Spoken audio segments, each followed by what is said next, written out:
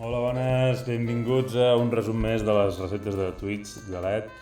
Avui fem un plat doble, farem primer i segon, farem una bitxissuà i de segon unes botifarra amb seques, un clàssic, dos clàssics. Per començar agafem el porro, li traiem les primeres capes i només farem servir el que és la part blanca, o sigui, el que és la cua verda. Ho tallem i jo ho reservo. Jo m'agrada fer-ho servir quan faig alguna verdura o així. Trobo que queda bé i moltes vegades li poso. A la bitxissuà d'avui posarem el bulb d'un fonoll, així que el tallem a la brunoise i les fulletes les guardem pel final per decorar. El porro també el tallem a trossets ben petits, a la brunoise, ben picadet, i tot això ara ho posarem en una olla grossa amb una mica pesant la mantega i ho posem a saltejar-ho una mica. Ho posem a foc una mica alt i tot aquest fonoll i el porro ho posem durant 10 minuts o així, que es vagi durant una mica amb la mantega. Vaig fer servir una mantega d'avellanes per fer això. Ara comencem a preparar la botifarra amb seques. A mi m'amola saltejar una mica de ceba i avui també hi posaré trompetes de l'amor. O sigui que tallo a la brunoise un parell de cebes o una de gran i com sempre abans també lamino uns alls i pico una mica de gengibre. El gengibre no li suelo posar, però vaig voler provar-ho i va quedar molt guai aquí també. Trinxo el gengibre i ja podem ficar a la cassola un bon raig d'oli i posem a foc fort l'all i el gengibre fins que comenci a ballar. A la olla del porro i el fonoll hi afegeixo una mica de sal perquè suï una mica també, i com que van quedar molts sucres agafats a baix vaig posar-hi un raget de vi ranci, el de sempre, tapat uns segons, després obrim i que evapori tot l'alcohol i així recuperem tot aquest sucre que s'havia quedat enganxat a baix. Quan l'all i el gengibre comencen a ballar ja tiro tota la ceba que havíem tallat i es pot abaixar una mica el foc perquè vagi putxant. Comencem a pelar les patates i en vez de tallar-les fem tallet i trenquem.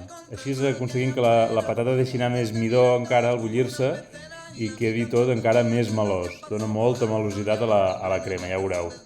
Al final que queda una crema molt, molt més melosa.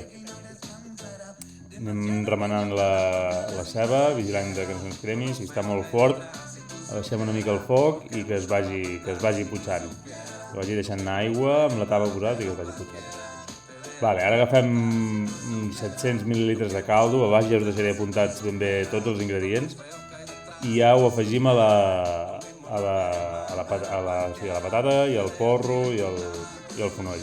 Ho deixem bullir més o menys uns 30-40 minuts fins que la patata estigui feta. Ara vaig trinxar aquí una mica de trompetes de l'amor, el que us deia, i les poso a suar amb la ceba.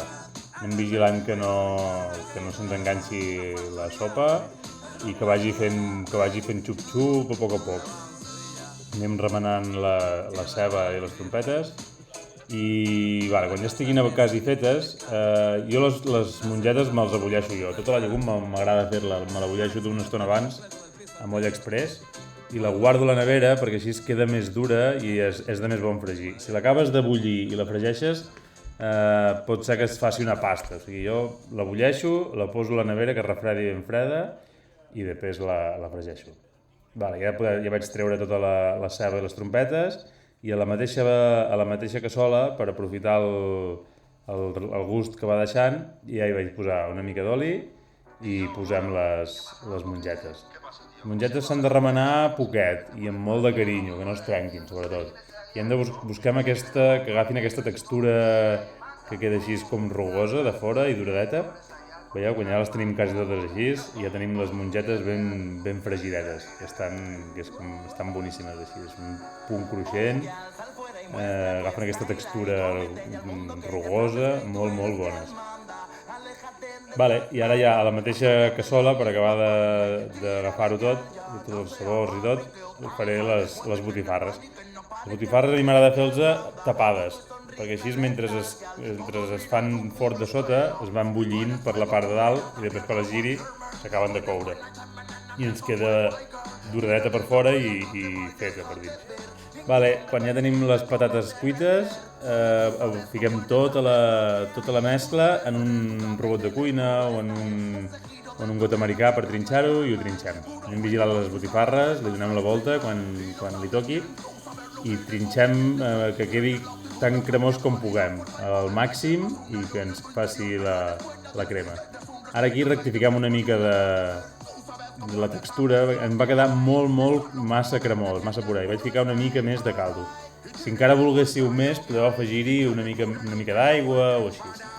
Vale, quan les botifarres ja estiguin quasi fetes, hi poso les mongetes amb la ceba, les trompetes de la mort, i farem aquest últim minut o dos que s'acabin de fer amb totes les mongetes i la ceba, les trompetes. I ja només queda la vichyssoise colar-la. Està amb un xino i l'acabem de colar, tot i que com que ja queda molt ben trinxada, però bueno, així acabem de treure el més fibrós que pugui quedar del porro o del fonoll. Clar, el seu ara seria això, deixar-ho un parell o 3 d'hores a la nevera, que quedi ben fred, i una vichyssoise ben freda és com més bona queda, Però bueno, aquí per tastar-la la vam fer així calenta i també es pot menjar calenta, però el seu és menjar-la ben freda.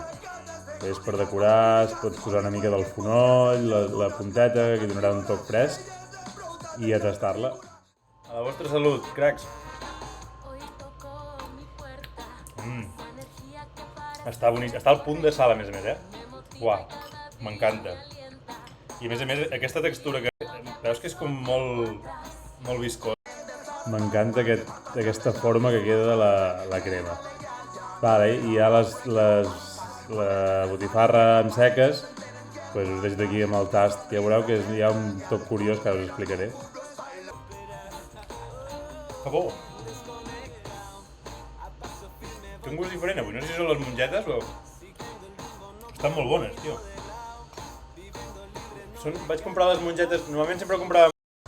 El que va passar és que jo ja me'n recordava que hi havia posat gengibre i no n'hi poso mai de gengibre. I li notava un gust que no sabia d'on venia, però hi va quedar molt bé, quedava molt bo, però al moment de tastar-la no hi comptava amb el gengibre. I vaig dir, hòstia, després quan vaig estar menjant el dinar vaig pensar, hòstia, clar, sí, hi ha el gengibre.